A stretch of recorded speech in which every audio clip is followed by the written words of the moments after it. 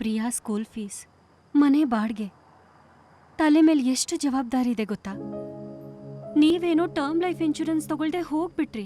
PolicyBazaar.com ನಲ್ಲಿ 1 ಕೋಟಿ ರೂಪಾಯಿಯ ಟರ್ಮ್ ಲೈಫ್ ಇನ್ಶೂರೆನ್ಸ್ ತಿಂಗಳಿಗೆ 430 ರೂಪಾಯಿಯಿಂದ ಪ್ರಾರಂಭ.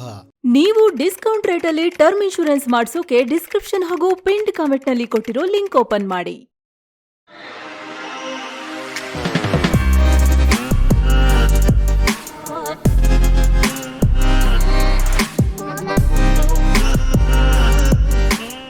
ಹಾಯ್ ಫ್ರೆಂಡ್ಸ್, ದಿನದ ಎಲ್ಲ ಪ್ರಮುಖ ಸುದ್ದಿಯನ್ನು ನಿಮಗೆ ತಲುಪಿಸುವ mastmaga.comನ ಫುಲ್ ನ್ಯೂಸ್ಗೆ ಸ್ವಾಗತ. ನಾನು ಅಮರ್ ಪ್ರಸಾದ್.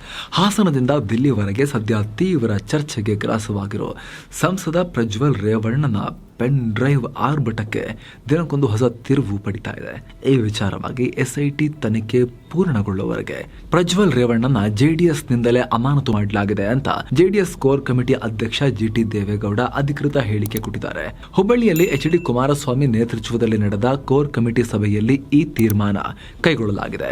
ಈ ಮೀಟಿಂಗ್ ಬಳಿಕ ಮಾತನಾಡಿದ ಕುಮಾರಸ್ವಾಮಿ, ಪ್ರಕರಣದ ತನಿಖೆ ನಡೆಸುವುದರ ಜೊತೆಗೆ ಅಶ್ಲೀಲ ವಿಡಿಯೋಗಳನ್ನ ಪೆನ್ ಡ್ರೈವ್ ಮಾಡಿ ಹಂಚಿದ ಆ ಮಹಾನಾಯಕ ಯಾರು ಅನ್ನೋ ಬಗ್ಗೆ ತನಿಖೆಯಾಗಬೇಕು ಅಂತ ಈ ಇಡೀ ಪ್ರಕರಣಕ್ಕೆ ಮಹಾನಾಯಕನ ಟ್ವಿಸ್ಟ್ ಕೊಟ್ಟಿದ್ದಾರೆ. ಕಾಂಗ್ರೆಸ್ಗೆ ನಾಡಿನ ಮಹಿಳೆಯರು, ಬಡ ಕುಟುಂಬದ ಮೇಲೆ ಗೌರವ ಇದ್ರೆ ವಿಡಿಯೋ ಬಿಡುಗಡೆ ಮಾಡಿರುವವರ ಮೇಲೂ ಕೂಡ ಕ್ರಮ ಆಗಲಿ, ಪ್ರಜ್ವಲ್ ತಪ್ಪು ಮಾಡಿದ್ರೆ ಶಿಕ್ಷೆ ಆಗಲಿ. 2,000 ವಿಡಿಯೋ ಯಾವ ಫ್ಯಾಕ್ಟ್ರಿಯಲ್ಲಿ ತಯಾರು ಮಾಡಿದ್ರಿ? 2,000 ಅಂದರೆ ಎಷ್ಟು ವರ್ಷ ಬೇಕಾದನ್ನು ಮಾಡೋಕ್ಕೆ? ಹಾಗಿದ್ರೆ MP ಆಗಿ ಬೇರೇನು ಕೆಲಸನೇ ಮಾಡಿಲ್ವಾ? ರಾಜ್ಯದ ಉಪಮುಖ್ಯಮಂತ್ರಿ DK ಶಿವಕುಮಾರ್ ಮತ್ತು ಅವರ ಕಾರ್ಯಕರ್ತರು ಪೆನ್ ಡ್ರೈವ್ ಹಂಚಿ ನೂರಾರು ಮಹಿಳೆಯರ ಮಾನವನ್ನ ಬೀದಿಗೆ ತಂದಿದ್ದಾರೆ. ಮಹಿಳೆಯರ ಮಾನ ಕಾಪಾಡೋದು ರಾಜ್ಯ ಸರ್ಕಾರದ ಜವಾಬ್ದಾರಿ ಅಲ್ಲವೇ ಅಂತ ಪ್ರಶ್ನೆ ಮಾಡಿದ್ದಾರೆ. ಅಲ್ಲದೆ DK ಶಿವಕುಮಾರನ್ನ ನೀಚ, ತಾಯಿ ಬಗ್ಗೆನೇ ಏನೇನೋ ಮಾತಾಡ್ತೀರಾ ನೀವು, ಹೆಣ್ಣು ಮಕ್ಕಳ ಬಗ್ಗೆ ಮಾತನಾಡ್ತಾ ಇದೀಯಾ, ಹೆಣ್ಣು ಮಕ್ಕಳ ಮುಖ ಬ್ಲರ್ ಮಾಡಬಹುದಾಗಿತ್ತು, ಆದ್ರೆ ಇಷ್ಟು ಕೀಳು ಮಟ್ಟದಲ್ಲಿ ಹೆಣ್ಣು ಮಕ್ಕಳ ಫೋಟೋವನ್ನ ತೋರಿಸಿದ್ದೀರಾ. ಎಷ್ಟರ ಮಟ್ಟಿಗೆ ಕಾಂಗ್ರೆಸ್ ನಾಯಕರು ಮರ್ಯಾದೆ ಕೊಟ್ಟಿದ್ದೀರಿ? ಚಕ್ರ ಯಾವ ಕಡೆ ತಿರುಗುತ್ತೆ ಅನ್ನೋದು ಮಹಾನಾಯಕರಿಗೆ ಈಗ ಅರ್ಥ ಆಗಿದೆ. CMಗೂ ಈಗ ಅರ್ಥವಾಯ್ತಾ ಇದು ಯಾವ ಕಡೆ ತಿರುಗ್ತಾ ಇದೆ ಅಂತ. ಇಲ್ಲಿಂದ ರಾಜಕೀಯದ ಹೊಸ ಅಧ್ಯಾಯ ಶುರುವಾಗುತ್ತೆ ಅಂತ ಹೇಳಿದ್ದಾರೆ. ಅಲ್ಲದೆ ಸಿದ್ದರಾಮಯ್ಯ ಈ ಹಿಂದೆ ತಮ್ಮ ಕುಟುಂಬದಲ್ಲಿ ನಡೆದ ದುರ್ಘಟನೆಯನ್ನ ಮರೆತು ಬಿಟ್ಟಿದ್ದಾರೆ. ಆ ಪ್ರಕರಣವನ್ನ ರಾಜಕೀಯಕ್ಕೆ ಬಳಸಿಕೊಳ್ಳೋ ಕೆಲಸವನ್ನ ನಾನು ಯಾವತ್ತೂ ಮಾಡಲಿಲ್ಲ, ಆದರೆ ಟೈಮ್ ಬಂದಾಗ ಅದರ ಪ್ರಸ್ತಾಪ ಮಾಡ್ತೀವಿ ಅಂತ ಹೇಳಿದ್ದಾರೆ.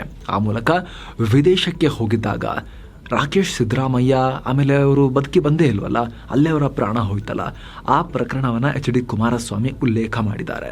ಯಾಕಂದ್ರೆ ಆ ಸಂದರ್ಭದಲ್ಲೂ ಕೂಡ ರಾಕೇಶ್ ಸಿದ್ದರಾಮಯ್ಯ ಅವರ ಸಾವಿನ ಸಂದರ್ಭದ ಆ ಸನ್ನಿವೇಶಗಳ ಬಗ್ಗೆ ಕೂಡ ಆಗ ನಾನಾ ಕಥೆಗಳು ಹುಟ್ಕೊಂಡಿದ್ವು. ಏನೋ ಘಟನೆ ಬಗ್ಗೆ ರಿಯಾಕ್ಟ್ ಮಾಡಿರೋ DCM DK ಶಿವಕುಮಾರ್ ಅವರವರ ಚಟಕ್ಕೆ ವಿಡಿಯೋ ಮಾಡಿಕೊಳ್ತಾರೆ, ಪೆನ್ ಡ್ರೈವ್ ಇಟ್ಕೊಂಡು ಹೆದರಿಸೋ ಚಿಲ್ಲರೆ ಕೆಲಸ ನಾನು ಮಾಡಲ್ಲ ಅಂತ ಹೇಳಿದ್ದಾರೆ. ಅಲ್ಲದೆ ಹಾಗೆ ಪ್ರಜ್ವಲ್ ರೇವಣ್ಣ ವಿದೇಶಕ್ಕೆ ಹೋಗುವಾಗ ಅವ್ರ ಜೊತೆಗೆ ಇದ್ದವರು ಯಾರು ಯಾರಿಗೆ ಕಾಲ್ ಮಾಡಿದ್ರು ಅನ್ನೋದನ್ನ ಅವರೇ ಕೇಳಬೇಕು ಅಂತ ಹೇಳಿದ್ದಾರೆ. ಈ ಪ್ರಕರಣಕ್ಕೆ ಸಂಬಂಧಪಟ್ಟಂತೆ ಲೈಂಗಿಕ ದೌರ್ಜನ್ಯ ವಿಡಿಯೋಗಳು ಹಾಗೂ ಪೆನ್ ಡ್ರೈವ್ ಬಗ್ಗೆ ತನಿಖೆ ನಡೆಸೋಕೆ SITಯಿಂದ 3 ತಂಡಗಳನ್ನು ರಚನೆ ಮಾಡಲಾಗಿದ್ದು, ಮೈಸೂರು SP ಸೀಮಾ ಲಾಟ್ಕರ್ ನೇತೃತ್ವದಲ್ಲಿ ಒಂದು ತಂಡ, SP ಸುಮನ್ D ಪನೇಕರ್ ನೇತೃತ್ವದಲ್ಲಿ ಇನ್ನೊಂದು ಟೀಮ್, ಹಾಗೆ ಮತ್ತೊಂದು ತಾಂತ್ರಿಕ ತಂಡ ಕೂಡ ರಚನೆಯಾಗಿದೆ. ಘಟನೆ ಕುರಿತು 3 ದಿನಗಳ ಒಳಗೆ ವರದಿ ಕೊಡುವಂತೆ ರಾಷ್ಟ್ರೀಯ ಮಹಿಳಾ ಆಯೋಗ ಕೂಡ ಸೂಚನೆಯನ್ನ ಕೊಟ್ಟಿದೆ ಪೊಲೀಸರಿಗೆ. ಈ ನಡುವೆ ತನಿಖೆ ಶುರು ಮಾಡಿರೋ SIT ಪ್ರಜ್ವಲ್ ರೇವಣ್ಣ ಮತ್ತು HD ರೇವಣ್ಣ ಅವರಿಗೆ 24 ಗಂಟೆ ಒಳಗೆ ತನಿಖೆಗೆ ಹಾಜರಾಗಿ ಅಂತ ನೋಟಿಸ್ ಜಾರಿ ಮಾಡಿದ್ದಾರೆ. ಇನ್ನೊಂದು ಕಡೆ ಈ ಪ್ರಕರಣಕ್ಕೆ ಸಂಬಂಧಪಟ್ಟಂತೆ ಕೇಂದ್ರ ಗೃಹ ಮಂತ್ರಿ ಅಮಿತ್ ಶಾ ಕೂಡ ರಿಯಾಕ್ಟ್ ಮಾಡಿದ್ದಾರೆ. ಪ್ರಜ್ವಲ್ ಕೇಸ್ನಲ್ಲಿ ಕಠಿಣ ಕ್ರಮ ಕೈಗೊಳ್ಳಲಾಗುತ್ತೆ, JDS ಕೂಡ ಕಟ್ಟುನಿಟ್ಟಿನ ಕ್ರಮಕ್ಕೆ ಮುಂದಾಗಿದೆ, ಮಹಿಳೆಯರನ್ನ ಅಪಮಾನಿಸಬಾರದು, ಇದನ್ನು ನಾವು ಬಲವಾಗಿ ಖಂಡಿಸ್ತೀವಿ, ಇದು BJPಯ ಸ್ಪಷ್ಟ ನಿಲುವು ಅಂತ ಹೇಳಿದ್ದಾರೆ. ಅಲ್ಲದೆ ನಮ್ಮ ಮೇಲೆ ಆರೋಪ ಮಾಡ್ತಿರೋ ಕಾಂಗ್ರೆಸ್ಗೆ ರಾಜ್ಯದಲ್ಲಿ ಯಾವ ಪಕ್ಷ ಅಧಿಕಾರದಲ್ಲಿದೆ? ಈ ವಿಚಾರವಾಗಿ ಇನ್ನೂ ಯಾಕೆ ನಿಮ್ಮ ಸರ್ಕಾರ ಸರಿಯಾದ ಕ್ರಮವನ್ನ ತಗೊಂಡಿಲ್ಲ ಅಂತ ಅಮಿತ್ ಶಾ ಪ್ರಶ್ನೆ ಮಾಡಿದ್ದಾರೆ. ಅಂದಹಾಗೆ ಕಾಂಗ್ರೆಸ್ ನಾಯಕಿ ಪ್ರಿಯಾಂಕಾ ಗಾಂಧಿ ಸಾವಿರಾರು ಮಹಿಳೆಯರ ಮೇಲೆ ಅತ್ಯಾಚಾರ ಎಸಗಿ ವಿದೇಶಕ್ಕೆ ಓಡಿ ಹೋದವನ ಬಗ್ಗೆ ಪ್ರಧಾನಿ ಮೋದಿಗೆ ಮಾಹಿತಿ ಇರಲಿಲ್ವಾ ಅಂತ ಪ್ರಶ್ನೆ ಮಾಡಿದ್ರು. ನಿಮ್ದೇ ಅಲ್ವಾ ರಾಜ್ಯದಲ್ಲಿ ಸರ್ಕಾರ ಇರೋದು ಅಂತ ಅಮಿತ್ ಶಾ ಅದಕ್ಕೆ ಕೌಂಟರ್ ಪ್ರಶ್ನೆಯನ್ನ ಕೇಳಿದ್ದಾರೆ. ಇನ್ನೊಂದು ಕಡೆ ಈ ಪ್ರಕರಣಕ್ಕೆ ಸಂಬಂಧಪಟ್ಟಂತೆ ಪ್ರಜ್ವಲ್ ಮಾಜಿ ಕಾರು ಚಾಲಕ ಕಾರ್ತಿಕ್ ಸ್ಫೋಟಕ ಹೇಳಿಕೆಯೊಂದನ್ನು ಕೊಟ್ಟಿದ್ದಾರೆ.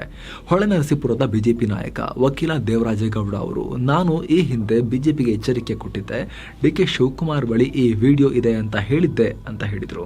ಆದರೆ ಕಾರ್ತಿಕ್ ಅದನ್ನೀಗ ಅಲ್ಲಗಳೆದಿದ್ದಾರೆ. ಅಜ್ಞಾತ ಸ್ಥಳದಿಂದ ವಿಡಿಯೋ ಮಾಡಿ ಮಾತನಾಡಿ, ನಾನು 15 ವರ್ಷಗಳಿಂದ ಪ್ರಜ್ವಲ್ ರೇವಣ್ಣ ಹಾಗೂ ಅವರ ಫ್ಯಾಮಿಲಿಗೆ ಕಾರು ಡ್ರೈವರ್ ಆಗಿ ಕೆಲಸ ಮಾಡಿದ್ದೇನೆ. ನನ್ನ ಜಮೀನು ಬರೆಸ್ಕೊಂಡು ನನ್ನ ಪತ್ನಿ ಮೇಲೆ ಹಿಂಸೆ ಕೊಟ್ಟು ಹಲ್ಲೆ ಮಾಡಿದ್ರು, ಹಾಗಾಗಿ ಕೆಲಸ ಬಿಟ್ಟು ಅವರ ಮನೆಯಿಂದ ಹೊರ ಬಂದೆ ಅಂತ ಹೇಳಿದ್ದಾರೆ. ಅಲ್ಲದೆ ಬಿಜೆಪಿ ಮುಖಂಡ ದೇವರಾಜೇಗೌಡ ಅವರು ದೇವೇಗೌಡರ ಫ್ಯಾಮಿಲಿ ವಿರುದ್ಧ ಹೋರಾಟ ಮಾಡ್ತಾ ಇದ್ರು. ಪ್ರಜ್ವಲ್ ಯಾವುದೇ ವಿಡಿಯೋ ರಿಲೀಸ್ ಮಾಡಬಾರ್ದು ಅಂತ ನನ್ನ ವಿರುದ್ಧ ಸ್ಟೇ ತಂದ್ರು. ಈ ವೇಳೆ ಯಾರಿಂದಲೂ ನ್ಯಾಯ ಸಿಗಲ್ಲ ಅಂತ ದೇವರಾಜೇಗೌಡ ಬಳಿ ಹೋದೆ, ಹಾಗೂ ನಿನ್ನ ಬಳಿ ಇರೋ ವಿಡಿಯೋಸ್ ನನಗೆ ಕೊಡು, ನಾನು ಯಾರಿಗೂ ತೋರಿಸಲ್ಲ ಅಂತ ದೇವರಾಜ್ ಹೇಳಿದ್ರು. ಆಗ ಅವ್ರನ್ನ ನಂಬಿ ನಾನು ಆ ವಿಡಿಯೋಗಳನ್ನು ಒಂದು ಕಾಪಿ ಮಾಡಿ ಅವ್ರಿಗೆ ಕೊಟ್ಟೆ. ಅವರು ಅದನ್ನು ಸ್ವಾರ್ಥಕ್ಕೆ ಉಪಯೋಗಿಸಿಕೊಂಡ್ರೂ ಗೊತ್ತಿಲ್ಲ. ದೇವರಾಜೇಗೌಡರನ್ನ ಬಿಟ್ಟರೆ ಬೇರೆ ಯಾರಿಗೂ ಕೊಟ್ಟಿರಲಿಲ್ಲ. ಅದರಲ್ಲೂ ಕಾಂಗ್ರೆಸ್ನವರ ಮೇಲೆ ನಂಬಿಕೆ ಇರಲಿಲ್ಲ, ಹಾಗಾಗಿ ನಾನು ಅವರಿಗೆ ಆ ವಿಡಿಯೋಸನ್ನು ಕೊಟ್ಟಿರಲಿಲ್ಲ ಅಂತ ಕಾರ್ತಿಕ್ ಹೇಳಿದ್ದಾರೆ. ರೇವಣ್ಣ ಅವರ ಮನೆಯಲ್ಲಿ ಏನೆಲ್ಲ ನಡೆದಿದೆ ನಾನು ಕಣ್ಣಾರೆ ನೋಡಿದ್ದೀನಿ, ಎಲ್ಲವನ್ನ SIT ಮುಂದೆ ಹೇಳ್ತೀನಿ. ಯಾರಿಗೆ ಅನ್ಯಾಯ ಆಗಿದೆಯೋ ಧೈರ್ಯವಾಗಿ ಮುಂದೆ ಬನ್ನಿ ಅಂತ ಕಾರ್ತಿಕ್ ವಿಡಿಯೋ ಮೂಲಕ ಮನವಿ ಮಾಡಿದ್ದಾರೆ. ಇನ್ನು ಬೆಂಗಳೂರಿನಲ್ಲಿ ಕಾಂಗ್ರೆಸ್ನ ವಿದ್ಯಾರ್ಥಿ ಘಟಕ NSUI ಸೇರಿದಂತೆ ರಾಜ್ಯದ ಹಲವು ಕಡೆ ಪ್ರಜ್ವಲ್ ವಿರುದ್ಧ ಪ್ರತಿಭಟನೆಗಳು ನಡೆದಿವೆ. ಇನ್ನು PM ಮೋದಿ ಭಾಷಣವನ್ನ ತಿರುಚಿ ವಿಡಿಯೋನ ಅಪ್ಲೋಡ್ ಮಾಡಿದ್ದಕ್ಕೆ ಸಚಿವ ಪ್ರಿಯಾಂಕ್ ಖರ್ಗೆ ವಿರುದ್ಧ ಬಿಜೆಪಿ ಚುನಾವಣಾ ಆಯೋಗಕ್ಕೆ ದೂರನ್ನ ಕೊಟ್ಟಿದೆ.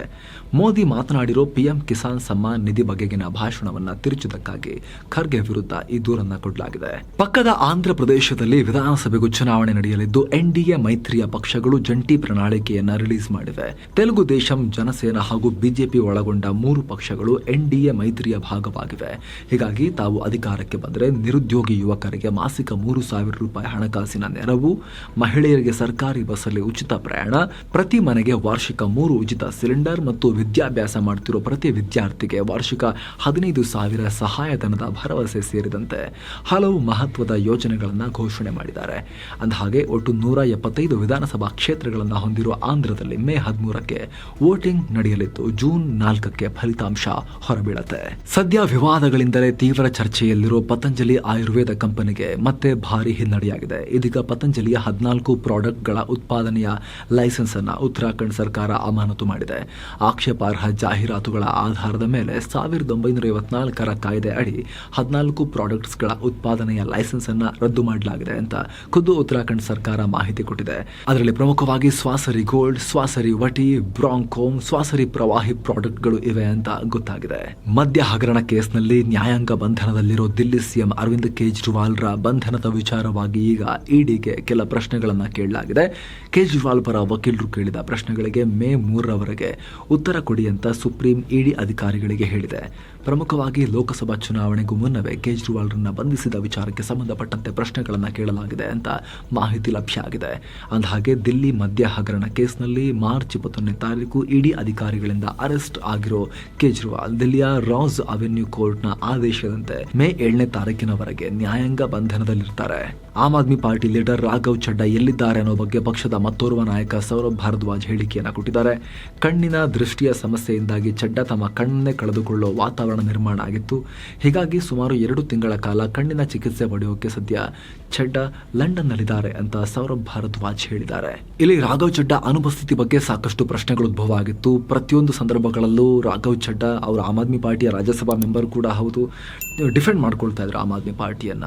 ಸಿಕ್ಕಾಪಟ್ಟೆ ನಾಲೆಜಬಲ್ ತರ ಕೂಡ ಮಾತನಾಡ್ತಾ ಇದ್ರು. ಚಾರ್ಟರ್ಡ್ ಅಕೌಂಟೆಂಟ್ ಕೂಡ ಹೌದು, ತುಂಬಾ ಅಗ್ರೆಸಿವ್ ಆಗಿ ಡಿಫೆಂಡ್ ಮಾಡ್ಕೊಳ್ತಾ ಇದ್ರು. ಅಂಥದ್ರಲ್ಲಿ ಕೇಜ್ರಿವಾಲ್ ಜೈಲಿಗೆ ಹೋಗಿರೋ ಟೈಮ್ನಲ್ಲಿ ಎಲ್ಲಿ ಹೋಗಿದ್ದಾರೆ ರಾಘವ್ ಚಡ್ಡಾ, ಏನು ಸುದ್ದಿ ಇಲ್ವಲ್ಲ ಇವ್ರದ್ದು ಅನ್ನೋ ಪ್ರಶ್ನೆಯನ್ನ ಕೇಳಲಾಗ್ತಾ ಇತ್ತು. ಅದಕ್ಕೆ ಈ ರೀತಿ ಉತ್ತರವನ್ನ ಕೊಟ್ಟಿದ್ದಾರೆ. ಏನೋ ದಿಲ್ಲಿ ಪ್ರದೇಶ ಕಾಂಗ್ರೆಸ್ ಸಮಿತಿಯ ನೂತನ ಅಧ್ಯಕ್ಷರಾಗಿ ದೇವೇಂದ್ರ ಯಾದವ್ರನ್ನ AICC ನೇಮಕ ಮಾಡಿದೆ. ಇತ್ತೀಚೆಗೆ ಈ ಹುದ್ದೆಯಲ್ಲಿದ್ದ ಅರವಿಂದರ್ ಸಿಂಗ್ ಲವ್ಲಿ ತಮ್ಮ ಸ್ಥಾನಕ್ಕೆ ರಾಜೀನಾಮೆ ಕೊಟ್ಟು ಬಿಜೆಪಿ ಜಂಪ್ ಆಗಿದ್ರು. ಈಗ ಆ ಜಾಗಕ್ಕೆ ಯಾದವ್ ಆಯ್ಕೆಯಾಗಿದ್ದಾರೆ. ಮುಸ್ಲಿಮರ ವಿಚಾರವಾಗಿ ಮಾತನಾಡಿದ್ದ ಪ್ರಧಾನಿ ಮೋದಿ ವಿರುದ್ಧ ತೀವ್ರ ಆಕ್ಷೇಪ ವ್ಯಕ್ತಪಡಿಸಿದ್ದ ಬಿಕನೇರ್ನ BJP minority district president Usman ಗನಿಯನ್ನ ಬಿಜೆಪಿಯಿಂದಲೇ ಉಚ್ಚಾಟನೆ ಮಾಡಲಾಗಿತ್ತು. ಇದಾದ 2 ದಿನದಲ್ಲೇ ಅವರನ್ನ ಶಾಂತಿ ಕದಡಿದ ಆರೋಪದ ಮೇಲೆ ಅರೆಸ್ಟ್ ಮಾಡಲಾಗಿದೆ. ಛತ್ತೀಸ್ಗಢದಲ್ಲಿ ನಕ್ಸಲ್ ಎನ್ಕೌಂಟರ್ ಮುಂದುವರೆದಿದೆ. ಬಸ್ತರ್ನಲ್ಲಿ ನಕ್ಸಲ್ ವಿರೋಧಿ ಕಾರ್ಯಾಚರಣೆಯಲ್ಲಿ 7 ಮಾವೋವಾದಿಗಳನ್ನ ಹೊಡೆದುರುಳಿಸಲಾಗಿದೆ. ಛತ್ತೀಸ್ಗಢದ ನಾರಾಯಣಪುರ ಜಿಲ್ಲೆಯಲ್ಲಿ ಭದ್ರತಾ ಪಡೆಗಳೊಂದಿಗಿನ ಚಕಮಕಿಯಲ್ಲಿ ಈ ಡೆವಲಪ್ಮೆಂಟ್ ಆಗಿದೆ. ಮಾಲ್ಡೀವ್ಸ್ ಹಾಗೂ ಭಾರತೀಯ ಪ್ರಜೆಗಳ ಗುಂಪಿನ ಮಧ್ಯೆ ಸಂಘರ್ಷ ಉಂಟಾದ ಪರಿಣಾಮ 2 ಗಾಯಗೊಂಡಿರುವ ಘಟನೆ ಮಾಲ್ಡೀವ್ಸ್ ರಾಜಧಾನಿ ಮಾಲೆ ಸಮೀಪ ನಡೆದಿದೆ. ಘಟನೆ ವೇಳೆ ಸ್ಥಳಕ್ಕೆ ಆಗಮಿಸಿದ ಪೊಲೀಸರು ಓರ್ವ ಮಾಲ್ಡೀವಿಯನ್ ಪ್ರಜೆಯನ್ನು ಅರೆಸ್ಟ್ ಮಾಡಿದ್ದಾರೆ. ಆದರೆ ಗಾಯಗೊಂಡವರನ್ನ ಆಸ್ಪತ್ರೆಗೆ ದಾಖಲಿಸಲಾಗಿದ್ದು ಅವರು ಯಾರು ಅನ್ನೋ ಬಗ್ಗೆ ಇನ್ನಷ್ಟೇ ಮಾಹಿತಿ ಸ್ಪಷ್ಟವಾಗಬೇಕಾಗಿದೆ. ಈ ಬಾರಿ ಅಮೆರಿಕ ಹಾಗೂ ವೆಸ್ಟ್ ಇಂಡೀಸ್ನಲ್ಲಿ ನಡೆಯಲಿರುವ T20 ವರ್ಲ್ಡ್ ಕಪ್ಗೆ ಭಾರತ ತಂಡವನ್ನು ಪ್ರಕಟಿಸಲಾಗಿದೆ. ನಾಯಕನಾಗಿ ರೋಹಿತ್ ಶರ್ಮಾ, ಉಪನಾಯಕನಾಗಿ ಹಾರ್ದಿಕ್ ಪಾಂಡ್ಯ ಆಯ್ಕೆಯಾಗಿದ್ದಾರೆ. ಉಳಿದಂತೆ ವಿರಾಟ್ ಕೊಹ್ಲಿ, ಬೂಮ್ರಾ, ಜೈಸ್ವಾಲ್, ಪಂತ್, ಸೂರ್ಯಕುಮಾರ್ ಯಾದವ್, ಸ್ಯಾಮ್ಸನ್, ಶಿವಮ್ ದುಬೆ, ಜಡೇಜಾ, ಅಕ್ಷರ್ ಪಟೇಲ್, ಚಹಲ್, ಕುಲ್ದೀಪ್, ಸಿರಾಜ್, ಅರ್ಶ್ದೀಪ್ ಸಿಂಗ್ ಟೀಮ್ನಲ್ಲಿ ಸ್ಥಾನವನ್ನು ಪಡ್ಕೊಂಡಿದ್ದಾರೆ. ಉಳಿದಂತೆ ಆವೇಶ್ ಖಾನ್, ಶುಭ್ಮನ್ ಗಿಲ್, ಖಲೀಲ್ ಅಹ್ಮದ್, ರಿಂಕು ಸಿಂಗ್ ಮೀಸಲು ಆಟಗಾರರಾಗಿ ಆಯ್ಕೆಯಾಗಿದ್ದಾರೆ. 2 ದಿನಗಳ ಲಾಭದ ನಂತರ ಮಂಗಳವಾರ ಭಾರತದ ಶೇರ್ ಮಾರ್ಕೆಟ್ ನೀರಸ ಪ್ರದರ್ಶನವನ್ನು ತೋರಿಸಿದೆ. ಜಾಗತಿಕ ಮಾರ್ಕೆಟ್ಗಳ ಮಿಕ್ಸ್ಡ್ ಟ್ರೆಂಡ್ನಿಂದಾಗಿ ದಿನದ ಆರಂಭದಲ್ಲೇ ಹೂಡಿಕೆದಾರರು ಷೇರುಗಳನ್ನು ಸೆಲ್ ಆಫ್ ಮಾಡಿದ್ದಾರೆ. ಇದರಿಂದ ಆರಂಭದಲ್ಲಿ ಮಾರ್ಕೆಟ್ ಗ್ರೀನ್ ಟ್ರೆಂಡ್ನಲ್ಲಿದ್ದರೂ ಕೂಡ ನಂತರ ಕೆಂಪು ದಾರಿಗೆ ಜಾರಿದೆ. ಮಹೀಂದ್ರಾ XUV 3XO ಕಾರಿನ ಲಾಂಚ್ ಆಟೋಮೋಟಿವ್ ಸೆಕ್ಟರ್ಗೆ ಬೂಸ್ಟ್ ಕೊಡ್ತು. ಮಹೀಂದ್ರಾ ಅಂಡ್ ಮಹೀಂದ್ರಾ ಷೇರಿನ ಬೆಲೆ 4.75% ಜಂಪ್ ಆಗಿ 2159ಕ್ಕೆ ರೀಚ್ ಆಯಿತು. ಆಟೋಮೋಟಿವ್ ಷೇರುಗಳು ಮಾರ್ಕೆಟ್ಗೆ ಹೆಚ್ಚಿನ ನಷ್ಟ ಆಗೋದನ್ನು ಸ್ವಲ್ಪ ತಡೆದವು. ದಿನದ ವಹಿವಾಟಿನ ಅಂತ್ಯಕ್ಕೆ ಸೆನ್ಸೆಕ್ಸ್ 188 ಪಾಯಿಂಟ್ಸ್ ಕಳ್ಕೊಂಡು 74,482, ನಿಫ್ಟಿ 38 ಪಾಯಿಂಟ್ಸ್ ಕಳ್ಕೊಂಡು 22,604ಕ್ಕೆ ರೀಚ್ ಆಯಿತು. ಏನೋ ಚಿನ್ನ ಬೆಳ್ಳಿ ಬೆಲೆ ವಿಚಾರಕ್ಕೆ ಬಂದರೆ 24 ಕ್ಯಾರೆಟ್ನ 10 ಗ್ರಾಂ ಚಿನ್ನದ ಬೆಲೆಯಲ್ಲಿ ₹663 ಕಮ್ಮಿಯಾಗಿ 71,710 ಆಗಿದೆ. 22 ಕ್ಯಾರೆಟ್ನ 10 ಗ್ರಾಂ ಚಿನ್ನದ ಬೆಲೆಯಲ್ಲಿ ₹600 ಕಮ್ಮಿಯಾಗಿ ₹65,690 ಆಗಿದೆ. 1 ಕೆಜಿ ಬೆಳ್ಳಿ ಬೆಲೆ ₹1,078 ಕಮ್ಮಿಯಾಗಿ ₹80,050 ಆಗಿದೆ. ಸೊ ಫ್ರೆಂಡ್ಸ್, ಇದಾಗಿತ್ತು ಇವತ್ತಿನ ಫುಲ್ ನ್ಯೂಸ್. ನಾವು ಕುಯ್ದಿಲ್ಲ, ಎಳೆದಿಲ್ಲ, ಕಿರ್ಚಾಡಿಲ್ಲ, ಕೇವಲ ಸುದ್ದಿಯ ರೀತಿಯಲ್ಲಿ ನಿಮಗೆ ತಲುಪಿಸುವ ಪ್ರಯತ್ನವನ್ನು ಮಾಡಿದ್ದೀವಿ. ನಮ್ಮ ಈ ಪ್ರಯತ್ನ ನಿಮಗೆ ಇಷ್ಟ ಆಗ್ತಾ ಇದ್ದರೆ ದಯವಿಟ್ಟು mastmagad.com ಚಾನಲ್ಗೆ ಸಬ್ಸ್ಕ್ರೈಬ್ ಮಾಡಿ, ಪಕ್ಕದ ಬೆಲ್ ಐಕಾನ್ನಲ್ಲಿ ಕ್ಲಿಕ್ ಮಾಡೋದನ್ನು ಯಾವುದೇ ಕಾರಣಕ್ಕೂ ಮರಿಬೇಡಿ. Thank you so much. ಮತ್ತೆ ಭೇಟಿ ಆಗ್ತಿರೋಣ. ನಮಸ್ತೆ.